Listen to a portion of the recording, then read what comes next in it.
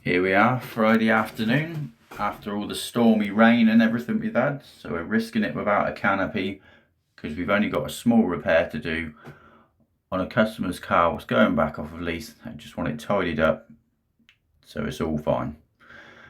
So a little bit of primer, a little bit of filler in the area where it is needed. Bake it off and then we get ready for the masking.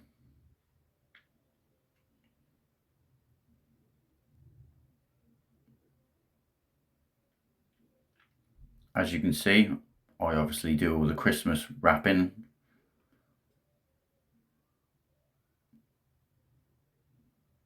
And then we're ready for a little bit of colour, a little bit of lacquer,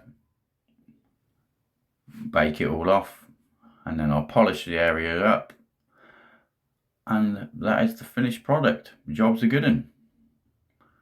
Enjoy the rest of the video and have a nice weekend.